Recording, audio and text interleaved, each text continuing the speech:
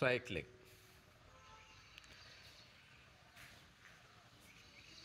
పీల్చుకుంటూ straight చేయాలి, వదులుతూ పొట్ట వైపుకి స్ట్రెచ్ చేయాలి. Clock wise 10, anti clock wise 10. ఒక కాలు తర్వాత కుడి కాలు తర్వాత ఎడమ కాలు. ఈ విధంగా చేయటం వలన మోకాళ్ళు, నడుము నొప్పులు తగ్గుతాయి. అదేవిధంగా ఫ్లెక్సిబుల్గా ఉంటాయి. పొట్టకి ఇది ఒక మంచి ఆసనం. లోయర్ బ్యాక్ కూడా ఒక మంచి ఆసనం.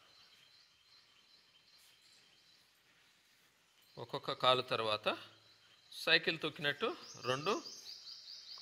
రెండు కాళ్ళు ఈ విధంగా ఆల్టర్నేట్ లెగ్స్ నార్మల్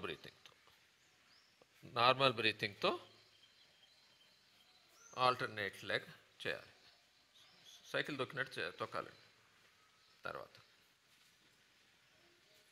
ఈ విధంగా దీనివల్ల పొట్టలోని ఇంటర్నల్ ఆర్గన్స్ కూడా చురుగ్గా ఉంటాయి. తర్వాత రెండు కాళ్ళు కలిపి 5-6 రౌండ్స్.